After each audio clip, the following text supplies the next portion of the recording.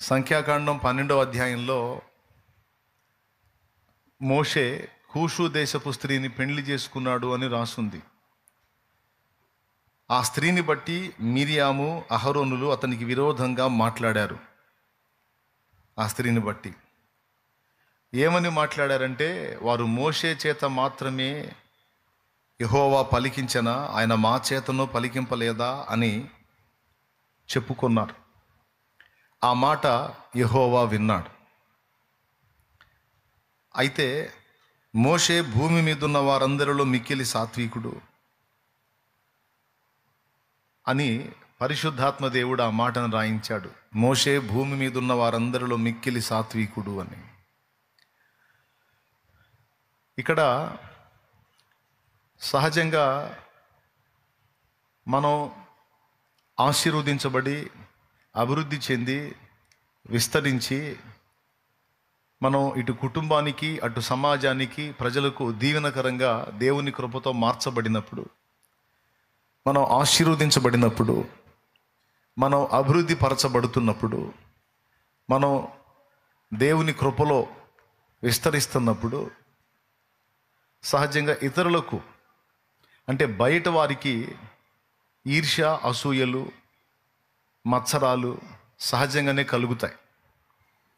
మనం దేవుని కృప పొందుకొని మనం ఆశీర్వదించబడుతుంటే, అది భౌతికంగానైనా ఆత్మీయంగానైనా మనం వర్ధిల్లుతుంటే కొంతమంది సంతోషించే వాళ్ళు ఉంటారు, కానీ కొంతమంది ఇబ్బంది పడేవాళ్ళు ఉంటారు. వాళ్ళు కూడా మనతో సమాధానంగానే మాట్లాడతారు, ప్రేమగానే మాట్లాడతారు, మంచితనంగానే మాట్లాడతారు, మనతో బాగున్నట్టుగానే ఉంటారు. కానీ లోపల వాళ్ళు ఇబ్బంది పడ్డ పరిస్థితుల్లో ఉంటారు. అయినా దేవుడు మనల్ని ఆశీర్వదించాడు గనక, మనతో వాళ్ళకు ఉండే అవసరాలు వాళ్ళకు ఉంటాయి గనక, లోపల ఈర్ష్య, ద్వేషాలు ఉన్నా, అసూయ, మత్సరాలు ఉన్నా వాటిని వెల్లడి చేయకుండా లోపల ఇబ్బంది పడతా, పైకి నవ్వుతా, మనతో ఎంతో ప్రేమగా ఉన్నట్టు కనపరుచుకుంటా, కొంతమంది అలాగా కపటంగా నడుచుకుంటూ ఉంటారు. కొంతమంది సహజంగా, కొంతమంది నిజంగానే హార్ట్ఫుల్గా సంతోషిస్తారు మన అభివృద్ధిని, మన ఆశీర్వాదాన్ని. కానీ కొంతమందికి మనం ఆశీర్వదించబడే కొద్దీ, విస్తరించే కొద్దీ వాళ్ళకి తట్టుకోలేనంత బాధ కలుగుతుంటుంది, తట్టుకోలేనంత ఈర్ష్య కలుగుతుంటుంది. బయట వాళ్ళకి అభివృద్ధిని చూసి ఓర్వలేక ఏదో ఒక విధంగా వీళ్ళు నాశనం అయితే బాగుండు, వీళ్ళు పాడైపోతే బాగుండు అని వాళ్ళు తీయాల్సిన గుంటలు తీస్తూ ఉంటారు, వాళ్ళు చేయాల్సిన కార్యాలు వాళ్ళు చేస్తూ ఉంటారు, వాళ్ళు చేసే కుట్రలు వాళ్ళు చేస్తుంటారు. గాది కింద పందికొక్కుల్లాగా వాళ్ళు చేసే పనులు వాళ్ళు చేస్తుంటారు. కొంతమంది పూర్తిగా ద్వేషించేటువంటి వాళ్ళు, అందులో మనకు శత్రువులుగా ఉండేటువంటి వాళ్ళని రేపుతుంటారు.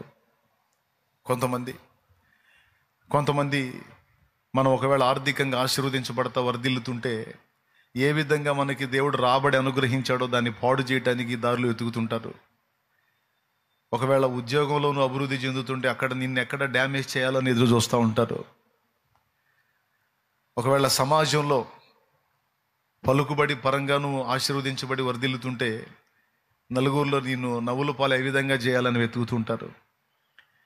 ఇవేవి చేయాతి కాని పరిస్థితుల్లో ఒకడైతే డబ్బులు ఇచ్చి మరీ మాంత్రిక విద్యలను ఆశ్రయించి మంత్రగాళ్ళ దగ్గరికి పోయి వాళ్ళకి డబ్బులు ఇచ్చి మరి నేను ఫలానోడి విషయంలో ఇట్లా ఇబ్బంది పడుతున్నాను అని ఎట్లనన్నా నాశనం చేయాలి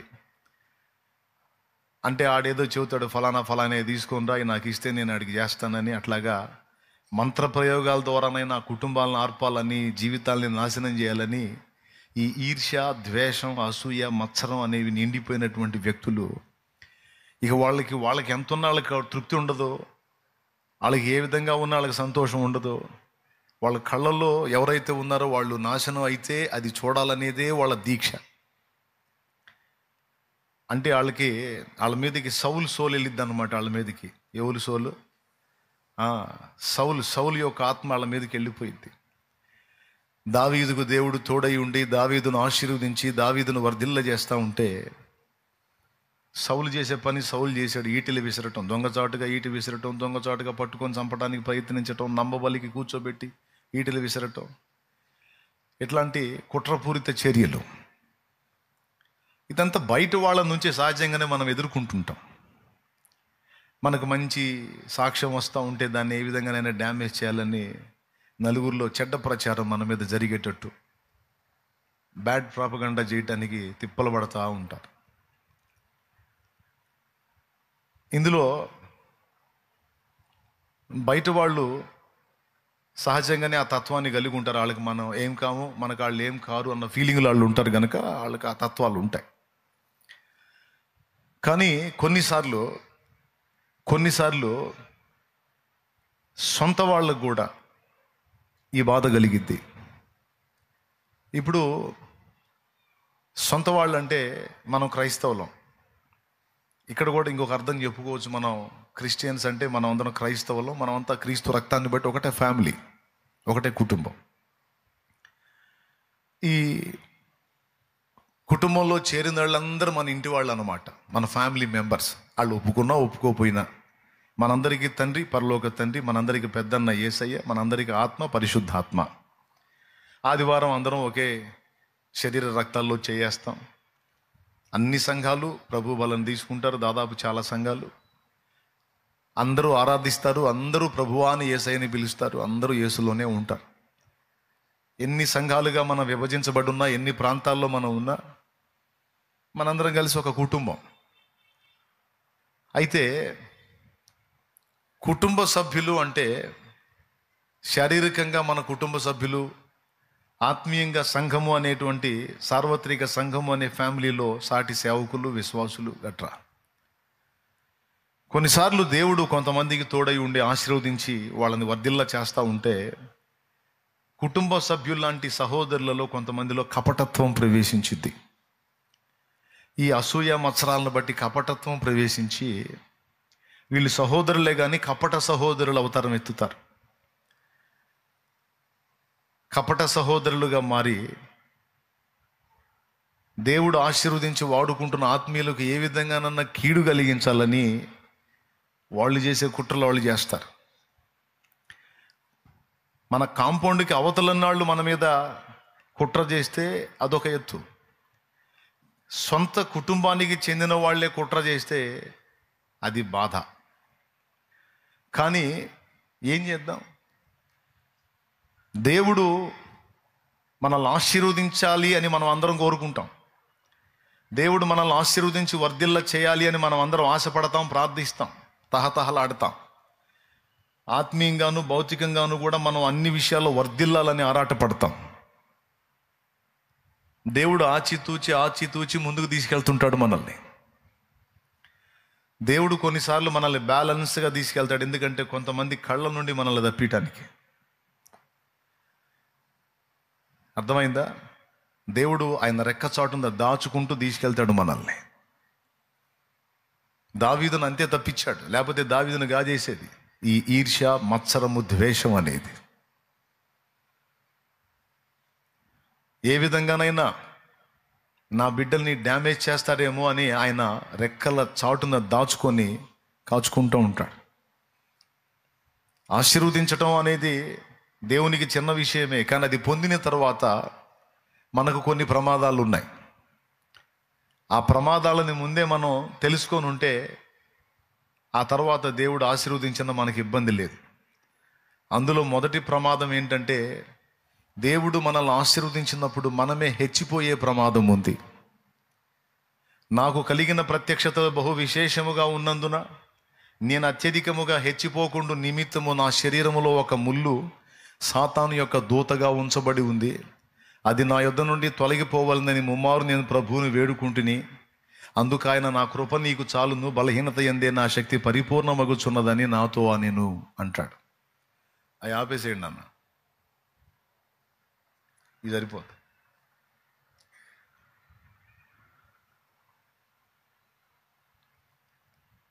బాగా వినండి. ఆశీర్వాదాన్ని పొందగోరే వాళ్ళు గుర్తుపెట్టుకోవాల్సినటువంటి విషయం, మనం ప్రార్థన చేస్తున్నాం, మనల్ని తప్పకుండా దేవుడు కృప చూపి ఆశీర్వదిస్తాడు. ఆశీర్వదించిన తర్వాత వచ్చే ప్రమాదాలు ఏంటో కొన్ని తెలుసుకొని ముందుకెళ్దాం. అందులో మొట్టమొదటిది, మనం హెచ్చిపోయే అవకాశం ఉంది. మనం ఎదుటి వాళ్ళని వ్యతిరేక కోణంలో చూసే అవకాశం ఉంది. మనం దెబ్బతినే అవకాశం ఉంది. మనం ఇతరులను తృణీకరించే అవకాశం ఉంది. దేవుడు మనల్ని ఆశీర్వదించినప్పుడు ఆశీర్వాదాన్ని తట్టుకోవటానికి కూడా శక్తి కావాలి. ఆ శక్తి నీకు నాకు లేనప్పుడు మనం ఆశీర్వదించబడటం మనకే ప్రమాదం. అర్థమైందా? ఆ శక్తి మనకు లేనప్పుడు మనం ఆశీర్వదించబడటం మనకే ప్రమాదం.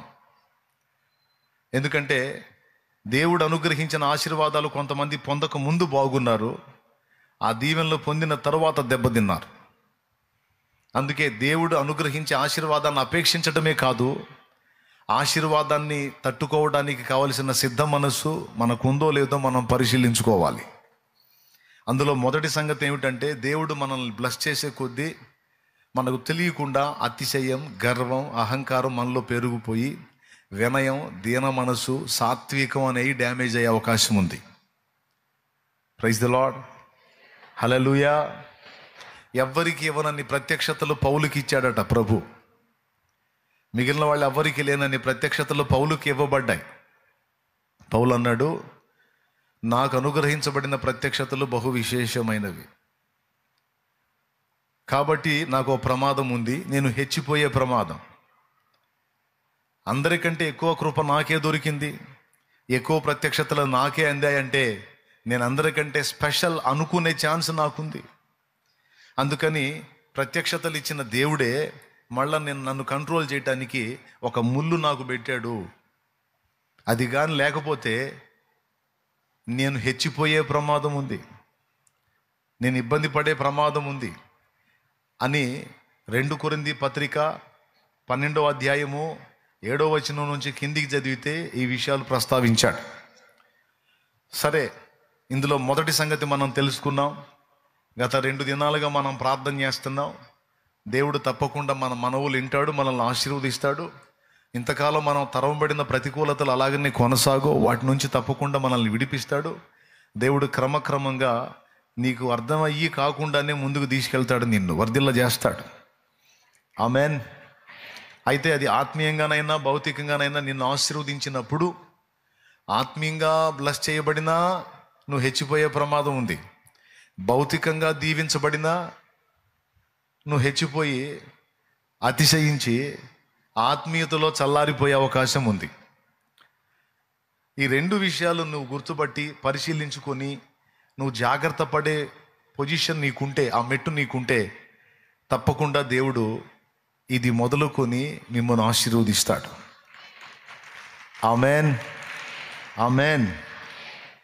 అన్ని వరుసగా తెలుసుకుంటూ వస్తున్నాం. ఈరోజు ఈ విషయాన్ని కూడా దృష్టిలో పెట్టుకుందాం.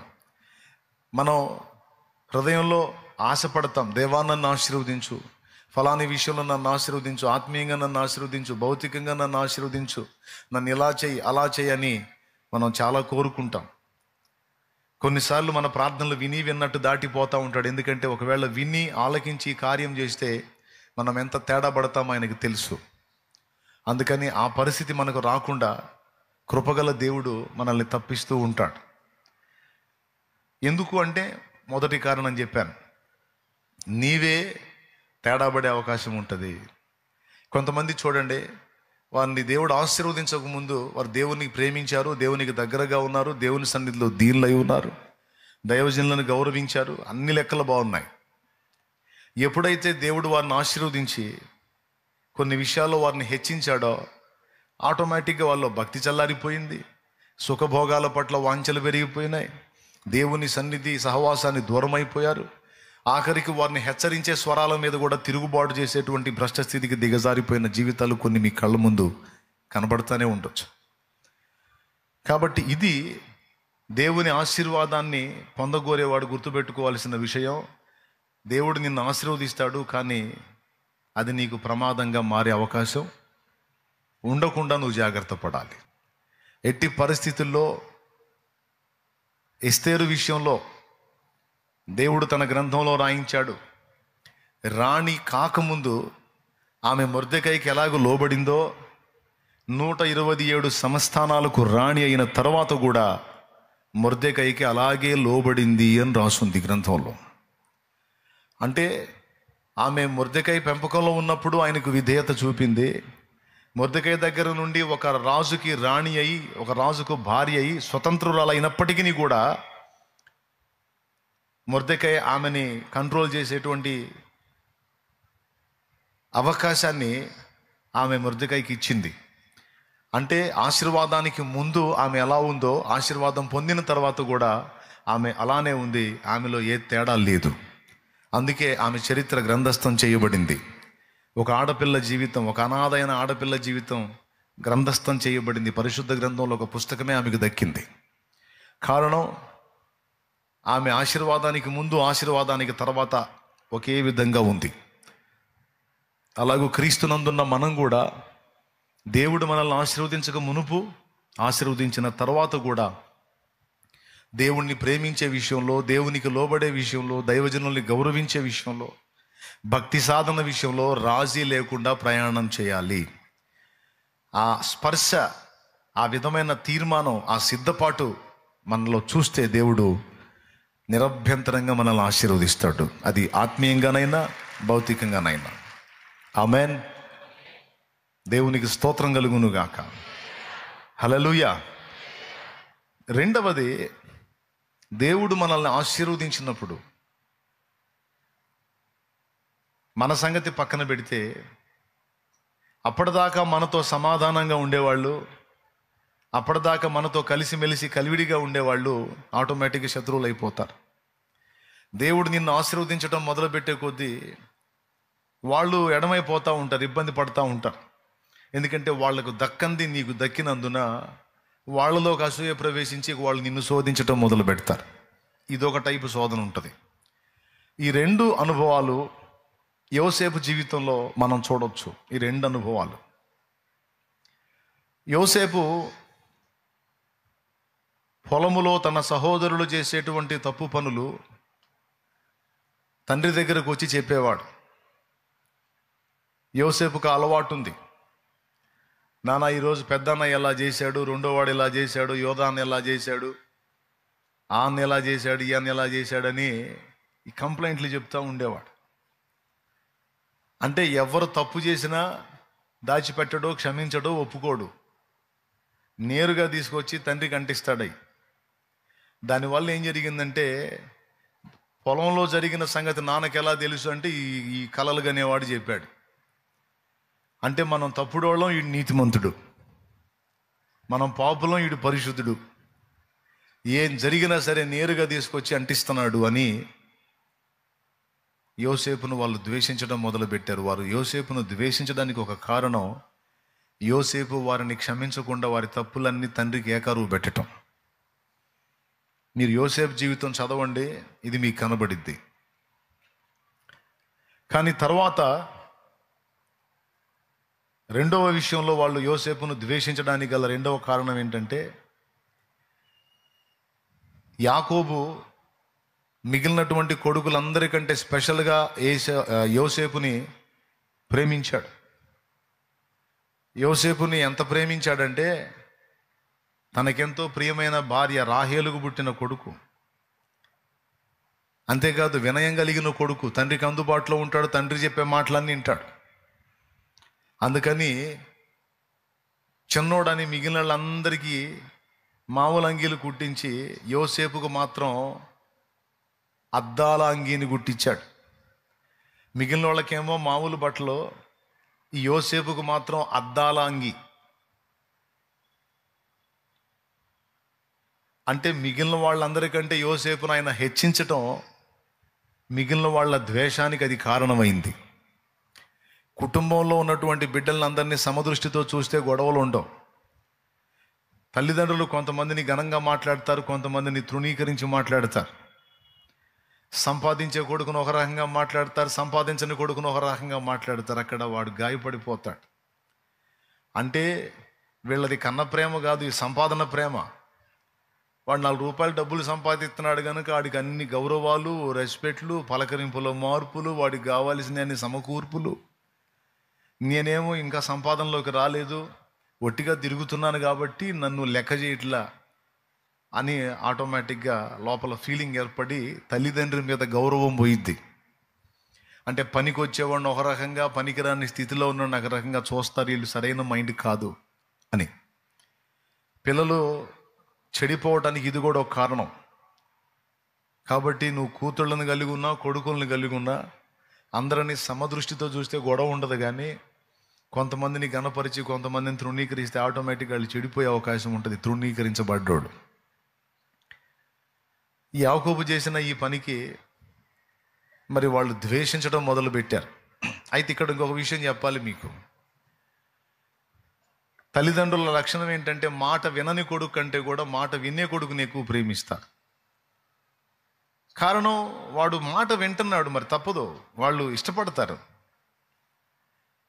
మరి నన్ను ఎందుకు ఇష్టపడరంటే నువ్వు వినని కొడుకురా, నువ్వు సమస్యలు తెచ్చే కొడుకువి. ఎట్లా ప్రేమించాలి నిన్ను? కొడుకుగా ప్రేమించటమే తప్ప నిన్ను బట్టి సంతోషం అయితే మాకు లేదు. ఒకవేళ నీ పిల్లలందరూ క్రమంగా ఉన్నట్లయితే వారిని నువ్వు క్రమంగానే ప్రేమించగలవు. ఒకవేళ వాళ్ళల్లో ఎవడన్నా అక్రమంగా ప్రవర్తిస్తే ఖచ్చితంగా వాడిని కొంచెం ద్వేషించే అవకాశం ఉంటుంది.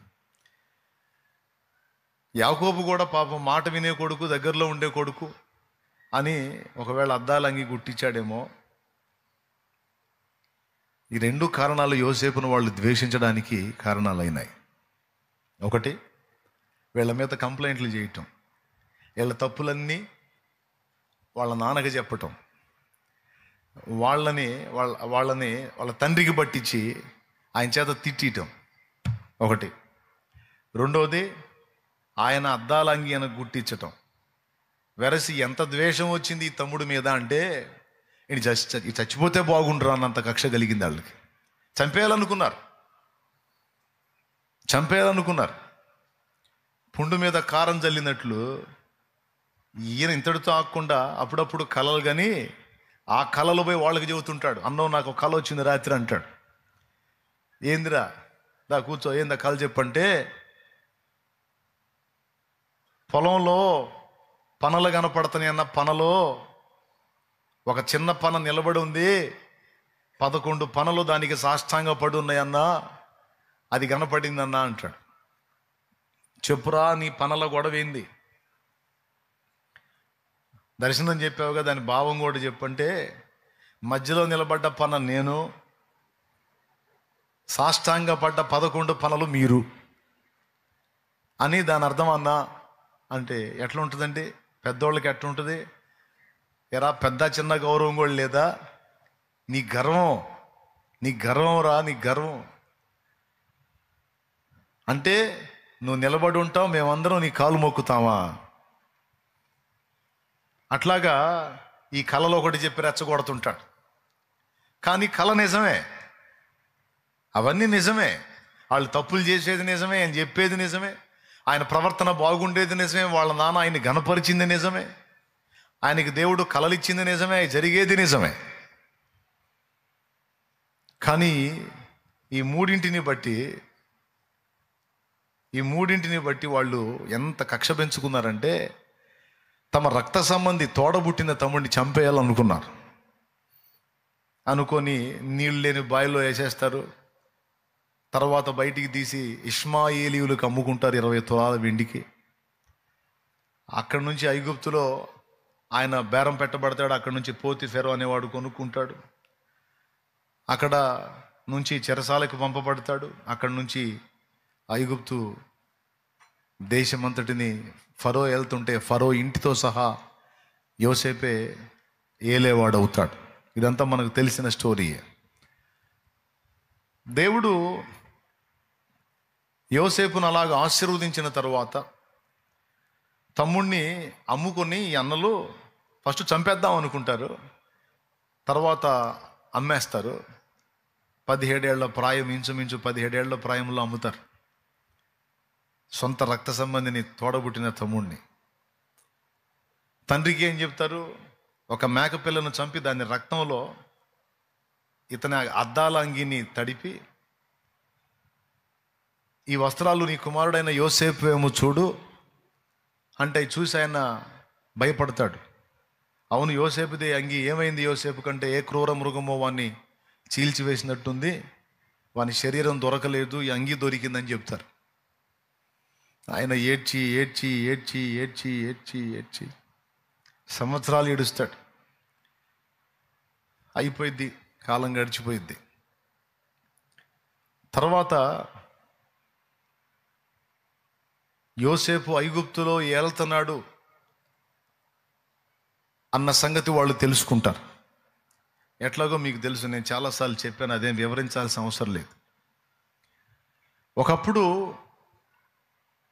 ఏ చిన్న తప్పును కూడా వాళ్ళలో ఒప్పుకోనటువంటి యోసేపు, వాళ్ళ దగ్గర ఏ తప్పు జరిగినా వెంటనే తండ్రికి కంప్లైంట్ చేసే యోసేపు, తన ఎడల వారు జరిగించినటువంటి ఆ ఘోరమైన దుశ్చర్య విషయంలో తండ్రికి చెప్పడు. ఒకప్పుడు చీటికి మాటికి, చిన్నదానికి పెద్దదానికి అన్నీ తీసుకెళ్ళి కంప్లైంట్ చేసేటువంటి యోసేపు అసలు అలా ఎలా మారాడు? దేవుడు శ్రమల కొలిమిలో గుండా యోసేపుని తీసుకెళ్ళి యోసేపుని దీనునిగా చేశాడు. వారందరికంటే నీతిమంతుడే, వారందరికంటే పద్ధతి గల్లవాడే, వారందరికంటే నమ్మకస్తుడే, వాళ్ళందరికంటే మంచోడే. కానీ దాన్ని బట్టి అతడు హెచ్చిపోకూడదు, దీనుడుగా ఉండాలి. వాళ్ళతో కంపేర్ చేసుకొని వాళ్ళ కంటే నేను బెటర్ అని యోసేపు కాదు, నేను అనుకున్నా, నువ్వు అనుకున్నా ఖచ్చితంగా దెబ్బతినే ఛాన్స్ ఉంటుంది. అతిశయము మనకు తగదు. చివరికి యోసేపు ఎలా అయిపోతాడంటే, అన్నలు తన దగ్గరకు వస్తారు, తండ్రి కూడా తన దగ్గరకు వస్తాడు. తండ్రి తన దగ్గరకు వచ్చినప్పుడు, అన్నలు నన్ను ఈ విధంగా చేశారని యోసేపు చెప్పినట్టు బైబిల్లో ఎక్కడ రాయబడలేదు. అంటే ఏం చేశాడు? ఒకప్పుడు వాళ్ళ తప్పులన్నీ చెప్పి వాళ్ళని తిట్టించే యోసేపు ఇప్పుడు మారిపోయాడు. తన ఎడల అంత ఘోరమైనటువంటి కార్యాన్ని చేసినా కూడా అది తండ్రికి చెప్పకుండా వాళ్ళని క్షమించాడు. ఒక ఆశీర్వాదకరమైన మార్పు యోసేపు హృదయంలోకి వచ్చేసింది. అంతేకాదు, తనని చెరసాల పాలు చేసి చెయ్యను నిందను తన మీద వేసి తనను బజారుకిచ్చిన పోతిఫెరో భార్య, ఆమెను కూడా ఆరడిపరచలేదు. ఆమెను కూడా క్షమించి వదిలేశాడు. అన్నల్ని క్షమించి వదిలేశాడు. ఈ క్షమాగుణం, దయాగుణం, పోనీలి అనుకునే గుణం, తప్పులను చూసి చూడనట్టు వదిలేసే గుణం అనేది కొలిమిలో అలవడింది. ఏ కొలిమిలో? శ్రమల కొలిమిలో అలవడింది. దేవునికి స్తోత్రం కలుగును గాక. నీవు నేను మంచిగా ఉంటే దేవునికి స్తోత్రం, అది దేవుని కృపతోనే జరిగింది. కానీ ఇతరుల లోపాలను ఎత్తి ఇతరులను నెగిటివ్గా చూసేటువంటి తత్వము, ఇతరులని పోల్చుకొని మనల్ని మనం గొప్పగా ఎంచుకునేటువంటి తత్వం అనేది దేవునికి నచ్చదు. అది పరిసయ్య నీతి. దాన్ని దేవుడు ఒప్పుకోడు. నువ్వు ఎంత మంచిగానన్నా ఉండు, ఎంత మంచోడిగానన్నా ఉండు, ఎల్లప్పుడూ దీనుడుగా ఉండునట్లు నువ్వు జాగ్రత్త పడాలి. నిన్ను దేవుడు ఆశీర్వదిస్తాడు. కానీ ఈ లక్షణం నీలో ఉంటే కొలిమితో నిమిత్తం లేకుండా దీవించబడతావు. ఈ లక్షణం సహజంగానే నీకు నాకు వచ్చింది. అందుకే కొలిమిలో గుండా తీసుకెళ్తాడు. ఏ కొలిమి? ఇబ్బంది కొలిమి, శ్రమల కొలిమి. ఈ కొలిమిలోనికి యోసేపు వెళ్ళకముందు యోసేపు కంప్లైంట్లు చేసేవాడుగా ఉన్నాడు. ఈ కొలిమిలో గుండా వెళ్ళిన తర్వాత ఒక్క కంప్లైంట్ కూడా అన్నల మీద చేయలేదు. సరిగదా, అన్నలు తన దగ్గరకు వచ్చినప్పుడు, నేను మీ మీద పగ తీర్చుకుంటానని భయపడకండి, మీరు నా కీడు కోసం యోచించారు, కానీ ఇది దేవుడు మనందరినీ బతికించడానికి, 7 ఏళ్ల కరువులో మన కుటుంబం చావకుండా బ్రతకడానికి మీరు చేసిన ఈ పని ద్వారా నన్ను ఐగుప్తుకు పంపించి ఇక్కడ నన్ను ఏలికగా చేసి మనందరికీ కరువు కాలం తీరేంత వరకు ఆహారం దొరికినట్లు దేవుడు చేసిన ప్లాన్ ఇది. కాబట్టి మీరు ఇది ఇంకొక రకంగా అనుకోవద్దు అనలారా. మీరు కీడనుకున్నారు, కానీ ఇది మన మేలు కోసం దేవుడు జరిగించాడు. మీరు బాధపడొద్దు, భయపడొద్దు. నేను మీ మీద పగ తీర్చుకోను, సరికదా, నేను మిమ్మును మీ పిల్లలను పోషించదను అంటాడు. వాళ్ళ మీద పగ తీర్చుకోలేదు, తండ్రికి వాళ్ళ మీద చెప్పలేదు. సరిగదా, నేను మిమ్మల్ని పోషిస్తాను అనే వాగ్దానం కూడా చేశాడు. అంతే జరిగింది. యోసేపు ఉన్నంతకాలం వాళ్ళని చూసుకున్నాడు ఆయన. ఆశీర్వదించబడగోరే వాళ్ళు గుర్తుపెట్టుకోవలసినటువంటి మొదటి సంగతి, దేవుడు నిన్ను ఆశీర్వదించినప్పుడు నీకు తెలియకుండానే నీలోనికి ప్రవేశించేటువంటి గర్వం, అహం ఎప్పటికప్పుడు కనిపెట్టుకొని దాని విషయంలో విరిగి నలిగి దీన మనస్సును సాధన చేయటం అనే దాన్ని ఎన్నడూ నువ్వు మిస్ కావద్దు. ఆ తత్వాన్ని నువ్వు కానీ సాధన చేసుకోగలిగితే నా తండ్రి తప్పకుండా అంచెలంచెలుగా నిన్ను ఆశీర్వదించి నువ్వు సేవకుడివైనా విశ్వాసివైనా నీకు ఆత్మ సంబంధంగానైనా భౌతికంగానైనా దేవుడు నిన్ను ఉన్నతమైన స్థితిలోకి తీసుకెళ్తాడు. అలా చేయడానికి ముందు దేవుడి హెచ్చరికిస్తున్నాడు. ఆమేన్. రెండవది ఏం చెప్పాను? ఇతరుల ద్వేషానికి కూడా నువ్వు గురయ్యే అవకాశం ఉంది. ఇతరుల ద్వేషానికి నువ్వు గురయ్యే అవకాశం ఉంది. ఎందుకు అంటే దేవుడు నిన్ను ఆశీర్వదించి నీ సాటి సహోదరులలో, తోటి సహోదరీమణులలో నిన్ను హెచ్చించాడు. నిన్ను ఆశీర్వదించి నిన్ను హెచ్చించినప్పుడు నీ నుండి నీకు శోధన వచ్చింది, అది చెప్పాను. ఇతరుల నుండి కూడా నీకు శోధన వచ్చింది. అది 3 విధములుగా రావచ్చు. అది అన్యుల ద్వారా రావచ్చు, నీ సహోదరులు అనబడిన కపట సహోదరుల వల్ల రావచ్చు, మూడవది మోషేకు వచ్చినట్టు సొంత ఓన్ ఫ్యామిలీ నుండి కూడా రావచ్చు.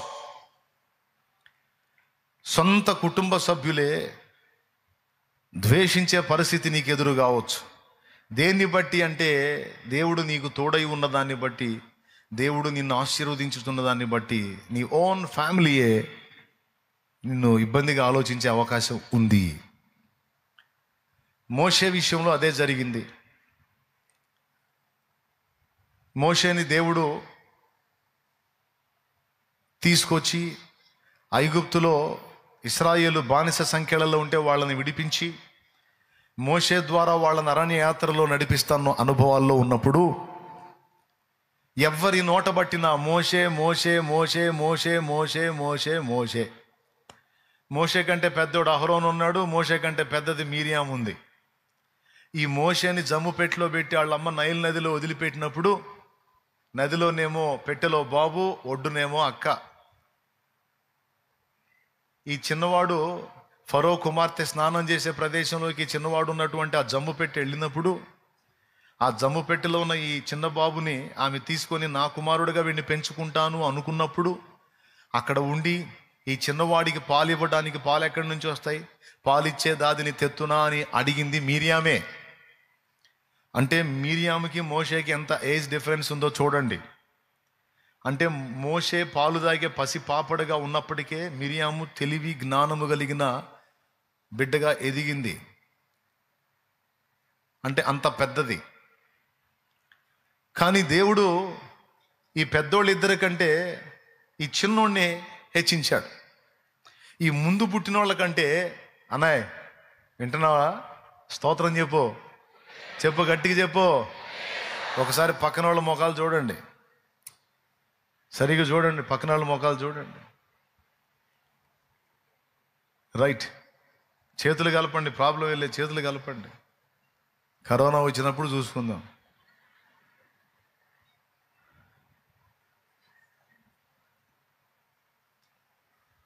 ఈ మోషే ఏమో చివరన పుట్టినోడు, ముందు పుట్టినోళ్ళు వాళ్ళు పెద్దోళ్ళు. అహరోను పెద్దోడే, మిరియాము పెద్దదే. కానీ జనాలందరూ మోషే మోషే మోషే మోషే మోషే మోషే. దేవుడు కూడా మోషే మోషే, జనం కూడా మోషే మోషే. ప్రతి దానికి ఇతను ఘనపరచబడుతున్నప్పుడు, ఇతను హెచ్చింపబడుతున్నప్పుడు, మరి పెద్దోళ్ళు ఉన్నారు కదా, సహజంగానే వాళ్ళకి కొంచెం బాధ కలిగింది. ప్రతిదానికి మోషే మోషే అనకపోతే మోషే ఒక్కడైనా ప్రవక్త? అహరోను ప్రవక్త కాదా? మిరియామునైనా నేను ప్రవక్తిని కాదా? యెహోవా మోషే చేతనే పలికించనా, మా చేతను పలికించలేదా అనే పదం వాడారు వాళ్ళు అక్కడ. అంటే పద్దాకల మోషే మోషే మోషే అంటే మరి మేము దేనికి? ఆయన కంటే ముందు పుట్టిన వాళ్ళం మేము. మా ఎంగిలి పాలు తాగినోడు అని వాళ్ళకు కొంచెం ఫీలింగ్ కలిగింది. ఫీలింగ్ కలిగి ఆ బాధను కడుపులో పెట్టుకొని ఉన్నారు. అంతే ఉంటారు, అంతే ఉంటారు. వాళ్ళ బాధను వ్యక్తం చేయడానికి టైం రెడీ చేసుకుంటారు. ఏ ఛాన్స్ దొరికిద్దా అని ఎదురు చూస్తారు. స్తోత్రం. అర్థమైందా? దెబ్బతీయటానికి, దాడి చేయటానికి, ఎఫెక్ట్ చేయటానికి మంచి ప్లాన్లు ఎత్తుకుంటూ ఉంటారు, టైంలు ఎత్తుకుంటూ ఉంటారు. అనుకున్న రీతిగానే వాళ్ళు ఎదురు చూసినట్టుగానే కూషు దేశపు స్త్రీని పెళ్లి చేసుకున్నాడు మోషే. ఎందుకు చేసుకున్నాడో మోషేనే అడగండి. మరి ఆమె ఎట్ట నచ్చిందో ఆయన్నే అడగండి అడిగిపోయినాక. ఎందుకంటే కూషు దేశస్థులు నల్లగా ఉంటారు. అంటే నల్లటోళ్ళందరూ తేడా నేను అనను, ఎందుకంటే మా నాన్న కూడా కొంచెం నలుపే. స్తోత్రం. హల్లెలూయా. అయితే కూషీయులు అంటే నీగ్రోలు అంటాం చూడండి మనం. అదొక టైప్లో ఉంటారు. ఈ జుట్టు అంతా కాలిపోయినట్టు ఉంటుంది, సన్న సన్న రింగులు తిరిగి బూడిద జుట్టులాగా ఉంటుంది. ఆ జుట్టు కటింగ్ చేసుకునే అవసరం ఉండదు వాళ్ళకి, ఎందుకంటే అది పెరగదు. స్తోత్రం. జుట్టునోడికి నిప్పు తగిలి మొత్తం కమరకపోయేది చూడు, అట్టుంటుంది. వాళ్ళు ఒక జాతి మనుషులు. కలర్ కూడా ఇక బ్రాండెడ్ కలర్ అన్నమాట, ఇక అంత మించిన కలర్ ఉంటుంది అన్నమాట, ఫుల్ క్వాలిటీ. ఇక ఎండకు ఉండే కొద్ది ఇంకా నీడలు తేలటమే కానీ ఇక అందులో మార్పులు ఉండవు. దేవునికి స్తోత్రం. హల్లెలూయా. మరి ఆ కూషు దేశపు స్త్రీని ఏ కారణం చేత చేసుకున్నాడో ఏమో, ఏమండి? మరి పోయినాక అడుగుద్దాం మనం మోషేని, ఏందా మరి ఎంతమంది ఇశ్రాయేలీయులు లేరు, అందరిని వదిలిపెట్టి ఆమెను ఎందుకు చేసుకున్నావు, అసలు నీకు ఆ బుద్ధి ఎందుకు పుట్టింది, ఆమె ఎట్ట నచ్చి అడుగుదాం మనం. ఆయన 80 ఏళ్ళు దాటిన వయసులో పెళ్ళైంది. ఆయన బోల్డ్ అన్నీ ఉన్నాయి ఆయన అడగాల్సినవి. అడిగి పోయినాక చూద్దాం ఆ సంగతి. స్తోత్రం. ఎట్లా ఈ మోషేని ఆరడిపరచాలని వాళ్ళు ఎదురు చూస్తే వాళ్ళ ఛాన్స్ దొరికింది వాళ్ళకి. ఈ మోషే కూషు దేశపు స్త్రీని పెళ్లి చేసుకున్నాడు. ఇక పట్టుకోరు. ఆమె విషయమై, ఆ స్త్రీ విషయంలో వీళ్ళు ఆయనకు విరోధంగా మాట్లాడారు. విరోధంగా ఏం మాట్లాడాలి? అబ్బాయి, ఇశ్రాయేల్లో ఆడపిల్లలు లేకపోతేనా నువ్వు కూషు దేశపు అమ్మాయిని చేసుకున్నావు, అసలు అట్లెట్ట చేసుకుంటావు అని ఆమె ప్రస్తావన తేవాలి. ఆమె చేసుకున్న వివాహం ఆ స్త్రీ కూర్చున్నటువంటి సణుగుడు సనగాలి, గొనిగితే గొనగాలి. కానీ వంకేమో అది పెట్టారు, వంకేమో అది చూపించారు, అసలు పాయింట్ తర్వాత రేజ్ చేశారు. ఏంటి పాయింట్ అంటే, ప్రతి ఒక్కడు వచ్చి మోషే చేత దేవుడు మాట్లాడుతున్నాడు, మోషే చేత దేవుడు మాట్లాడుతున్నాడు, మోషే ద్వారా దేవుడు మాట్లాడుతున్నాడు అంటే, మోషే చేతనే పలికించనా, యెహోవా మా చేత పలికించలేదా అని అసలు కడుపులో ఉన్నదని బయట పెట్టారు. చూపించే వంకేమో ఒకటి, చేసే దాడేమో ఇంకొక దాని మీద. స్తోత్రం. హల్లెలూయా. ఎందుకు ఈ బాధలన్నీ? మోషేని దేవుడు ఆశీర్వదించి లక్షల మందికి దీవెనకరంగా మార్చి వాడుకోవటమే వీళ్ళ ఏడుపుకి కారణం. టోటల్గా వీళ్ళు ఎలా మాట్లాడారు ప్రజల్లో అంటే, మోషే మీద తిరుగుబాటు వచ్చేటట్టు మాట్లాడారు. దానికి ఒక కారణాన్ని కూడా చూపిస్తూ, అసలు ఇలా చేయవచ్చా, అలా చేయవచ్చా మై అని మాట్లాడారు. దేవునికి స్తోత్రం. హల్లెలూయా. అర్థం?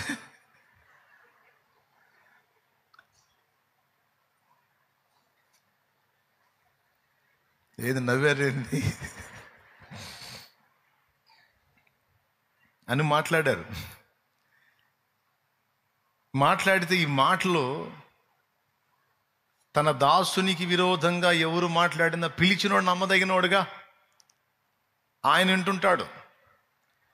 జనాలు వినాలి, మోషే మీద రివర్స్ అవ్వాలి, మోషేకి ఇబ్బంది కలిగించాలని వీళ్ళు మాట్లాడితే జనాలు విన్నారు, వదిలేశారు. నాకు తెలిసి జనాలు పట్టించుకోవాలా.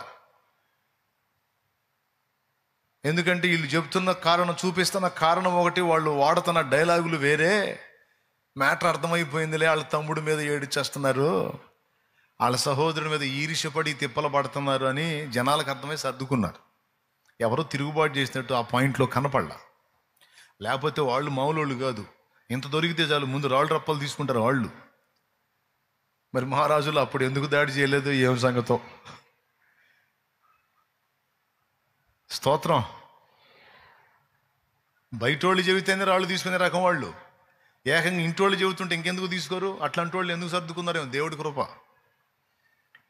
కానీ ఈ మాటలు వాళ్ళు విని మోషేకి ఇబ్బంది కలిగిద్దేమో అనుకుంటే వాళ్ళు పట్టించుకోలా. ఆయన విన్నాడు. ఆయన విని అంటాడు, మోషే చూడండి, భూమి మీదున్న వారందరిలో మిక్కిలి సాత్వికుడు. బాబా బాబా, ఇశ్రాయేలు అంతటిలో సాత్వికుడు అనేది వేరు, భూమి మీదున్న వారందరిలో సాత్వికుడు అంటాం వేరు. దేవునికి స్తోత్రం కలుగునుగాక. అంటే దేవుడు పరిశీలించినప్పుడు మోషే ఓర్పు, మోషే తగ్గింపు, మోషే దీన మనసు, మోషే సహనం ఏ స్థాయిలో కనపడిందంటే దేవుడికి నిజంగా భూమి మీద ఉన్నటువంటి మనుషులందరిలో ఒక్కడు కూడా మోషే లాంటి వాడు లేడు అని దేవుడే రాయించాడు. అంటే అంత దీన మనసు కలిగి ఉన్నాడు ఆయన. వాస్తవానికి ఇశ్రాయేలు సర్వ సమాజాన్ని నడిపించేవాడైనా ఏ చిన్న సమస్య వాళ్ళు తీసుకొచ్చినా ముందు మోషే ఇశ్రాయేలు సర్వ సమాజం ఎదుట సాగిలపడెను అని రాసుంటుంది. దేవుని ముందు సాగిలపడతాడు. దేవుడు నా ప్రజలు అని పేరు పెట్టినటువంటి ప్రజల ముందు కూడా ఆయన సాగిలపడ్డాడు. పెత్తందారిలాగా, ఒక ఏలికలాగా, ఒక రాజులాగా వ్యవహరించలా. తనకి ఇవ్వబడిన స్థాయి అదే అయినా ఆ ప్రజల ముందు ఆయన దీనుడుగా నడుచుకున్నాడు. ఎంత దీనుడు అంటే దేవుడే టైటిల్ ఇచ్చాడు, ఒక ఇశ్రాయేలు సర్వ సమాజంలో కాదు, భూమి మీద ఉన్న జనులందరిలో కూడా మోషే సాత్వికుడు. నా బిడ్డని ఇలాగా అన్నారు, నా కుమారుని ఇలాగా అన్నారు. అతను ఎలాంటోడో నాకు తెలుసు. అలాంటోడిని పట్టుకొని ఇలా అన్నారు. ఏంటి మోషే గొప్ప, ఏంటి మోషే గొప్ప, ఏంటి మోషే స్పెషలో అని నా మోషేని తృణీకరించారు, విరోధంగా మాట్లాడటానికి తెగించారు. దేవుడు స్పందించాడు. దేవుడు ఆయన మహిమలో ప్రత్యక్షమై వీళ్ళిద్దరిని, మోషేని కూడా రమ్మన్నాడు ప్రత్యక్ష గుడారం దగ్గరికి. ప్రవక్తలు కదా, దేవుని స్వరం వినపడింది, మోషే కూడా వినపడింది. మరి ప్రవక్తలు కదా వినపడింది. స్తోత్రం. ముగ్గురిని పిలిచాడు అక్కడికి. ముగ్గురిని పిలిచి ఇక ఆయన మాట్లాడుతున్నాడు. మీరు ప్రవక్తలా? ఓకే, ప్రవక్తలు అయితే ఉంటే ప్రవక్తలతో నేను ఎలా మాట్లాడతాను? దర్శనమిచ్చి గూఢభావములతో మాట్లాడతాను, మర్మయుక్తంగా మాట్లాడతాను. కానీ నా సేవకుడైన మోషే అట్టివాడు కాదు. మనుషుడు మరొక మనుషునితో మాట్లాడినట్లు నా సేవకుడైన మోషేకు దర్శనమిచ్చి ముఖాముఖిగా అతనితో నేను మాట్లాడుదును. మీరు ప్రవక్తలైతే కావచ్చు, మీకందే ప్రత్యక్షత వేరు, నా సేవకుడైన మోషేకి నేను ఇచ్చే ప్రత్యక్షత వేరు. మీరు వయసులో పెద్దోళ్ళు కావచ్చు, కానీ నా మోషేతో మీరు ఎప్పటికీ ఈక్వల్ కాలేరు. ఆయన మిమ్మల్ని నడిపించాల్సిందే కానీ మీరు ఆయన్ని కంట్రోల్ చేయడానికి ఎప్పుడూ ప్రయత్నించకూడదు. మీరు ఆయన్ని శాసించడానికి ఎప్పుడూ ప్రయత్నించకూడదు. ఎందుకంటే నేను ప్రత్యేకించి ఏర్పరచుకొని దర్శనమిచ్చి ప్రత్యేకంగా మాట్లాడేటువంటి నా సేవకుడు మోషే. మీరు ఆయనతో ఈక్వల్, ఎప్పటికీ గారు. ఆయన వేరు, నా దృష్టిలో మీరు వేరు. మీరు ఈ సంగతి ఎందుకు గుర్తించాలా? నా సేవకుడైన మోషేకి విరోధంగా మాట్లాడటానికి మీరు ఎందుకు తెగించారు? మీరు ఎందుకు భయపడలా అని ఇక కోపంతో మండిపడ్డాడు. మోషేనేమల్లా, వాళ్ళని దేవుడు గద్దిస్తుంటే మోషే మౌనం అయిపోయాడు. మోషేకి టెన్షన్ స్టార్ట్ అయింది. ఎందుకో తెలుసా? అట్లా పెట్టునాయన గడ్డి, అట్లా చెప్పునాయన బుద్ధి అనేదానికి లేదు. ఎందుకంటే సొంత అన్న అక్క. ఆ ప్రజల్ని కూడా అలా అలా అంటానికి లేదు. ఎందుకంటే ఆ ప్రజల కోసమే, వాళ్ళ రక్షణ కోసమే ఎంతో కష్టపడ్డాడు.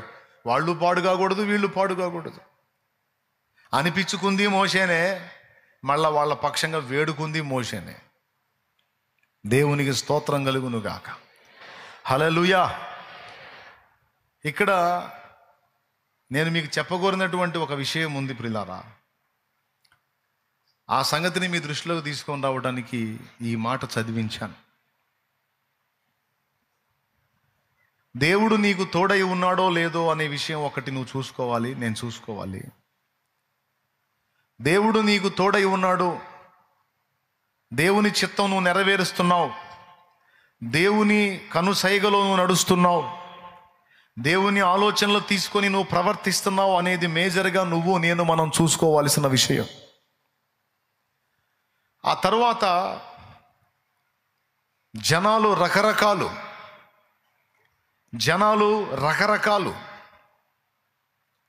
వాళ్ళు నీ విషయంలో రకరకాలుగా స్పందిస్తారు. కొంతమంది మంచిగా స్పందిస్తారు, కొంతమంది వ్యతిరేకంగా స్పందిస్తారు. దేవుడు చెప్తున్నటువంటి మాట ఏమిటంటే, నువ్వు ఎల్లప్పుడూ కూడా నంబర్ 1 నేనేమనుకొనుచున్నానో అనే విషయం మీద దృష్టి పెట్టుకొని ఉండు. నేనేమనుకొనుచున్నాను అనే దాని మీద నంబర్ 1లో నీ దృష్టి ఉండాలి. జనులేమనుకొనుచున్నారు అనేది రెండో విషయం. జనులు ఏమనుకుంటున్నారు, జనులు ఏమంటున్నారు, ఏమంటున్నారు అనేది రెండో విషయం. ముందు నేనేమనుకుంటున్నానో, నేనేమంటున్నాను అనేది నువ్వు నంబర్ 1లో దృష్టిలో పెట్టుకోవాల్సిన సంగతి అని దేవుడు మనకి స్పష్టపరుస్తున్నాడు. మనం క్రమంగా నడుస్తున్నప్పటికీ కొంతమంది మనల్ని అభ్యంతరకరంగా మాట్లాడే వాళ్ళు ఉన్నారు, మన విషయంలో దుష్ప్రచారాలు చేసేవాళ్ళు ఉన్నారు, మనల్ని ద్వేషించే వాళ్ళు ఉన్నారు, మన గురించి నెగిటివ్గా ప్రచారం చేసేవాళ్ళు ఉంటారు. మన అభివృద్ధిని బట్టి, దేవుడు మనకు తోడై ఉండి మనల్ని వర్ధిల్ల చేసేదాన్ని బట్టి మనల్ని ద్వేషించి మనకు వ్యతిరేకంగా ప్రచారాలు చేసే వ్యక్తులు ఖచ్చితంగా లెగుస్తారు. అయితే ఇక్కడ ఆ మాటల్ని నువ్వు తీసుకుంటే, వాళ్ళ పలుకుల్ని, వాళ్ళు ఏమంటున్నారో ఏమనుకుంటున్నారో అన్న విషయాలు నువ్వు తీసుకుంటే దెబ్బతినే అవకాశం ఉంది. ఇక్కడ నువ్వు గమనించాల్సింది ఏంటంటే, వాళ్ళు ఏమనుకుంటున్నారో ఏమంటున్నారో నాకు రెండవ విషయం అది. ముందు నా దేవుడు నన్ను గురించి ఏమనుకుంటున్నాడు అన్నది ఒక్కటి నేను మేజర్గా తీసుకుంటాను. ఇక ఆయన దృష్టిలో నేను క్రమంగా ఉంటే, వీళ్ళుగా ఇంకా ఇంతమంది నాకు శత్రువులుగా వ్యతిరేకమైన నేను దాన్ని లెక్క చెయ్యను.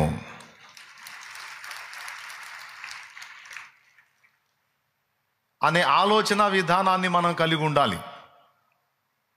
ఇక్కడ నంబర్ 1 మనం గుర్తుపెట్టుకోవాల్సిన విషయం ఏంటంటే, దేవుడు ఏమంటున్నాడు, దేవుడు ఏమనుకుంటున్నాడు నా విషయంలో అన్నదే మనకు ప్రధానం. ఎందుకంటే మనం అందరికీ నచ్చాలని రూల్ ఏం లేదు. దేవుడే అందరికీ నచ్చాలా. దేవుడు అంత మంచోడు ఎవరన్నా ఉన్నారా ఇంకొకడు? దేవుడు అంత గొప్పోడు ఉన్నాడా ఇంకొకడు ఎవరన్నా?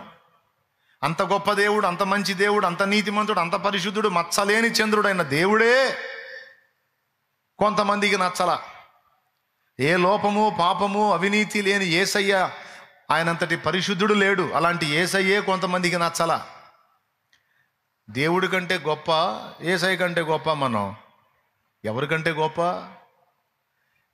దేవుడే కొంతమందికి నచ్చనప్పుడు, యేసయ్యే కొంతమందికి నచ్చనప్పుడు, నువ్వు నేను కూడా కొంతమందికి నచ్చం. మన వ్యవహారం, ప్రవర్తన అందరికీ నచ్చాలని ఆశిస్తాం, కానీ ఖచ్చితంగా కొంతమంది ఎప్పటికీ మనల్ని ద్వేషించే వ్యక్తులు ఉంటారు. అది ఈ సమాజ స్థితి. దేవునికి స్తోత్రం. కాబట్టి ఇక్కడ సమాజం యొక్క పోకడ, సమాజం యొక్క మాట, సమాజం యొక్క పలుకు నువ్వు తీవ్రంగా తీసుకోవటం అనేది కొంచెం ఆలోచన చేయి. మంత్రం మాటతో పనిచేసిద్ది అన్నారు పెద్దలు. కొంతమంది మాట్లాడే మాటలు మనం తీసుకుంటే డ్యామేజ్ అవుతాం. ఆ మాటల్ని ఇటు విని ఇటు వదిలేసి దేవుని స్వరాన్ని కనిపెట్టుకొని, దేవుడు నా గురించి ఏమనుకుంటున్నాడు, దేవుడు ఏమంటున్నాడు అన్న దాన్ని పట్టుకొని వెళ్ళావనుకో, ఇక ఎవడెంత వాగినా, ఎవడు ఏమనుకున్నా, ఏ తల్లి ఏమన్నా నీ గొడవ ఉండదు, నీకు సమస్య ఉండదు. దేవునికి స్తోత్రం కలుగును గాక. పెద్దగా చెప్పాలి. అలా కాకుండా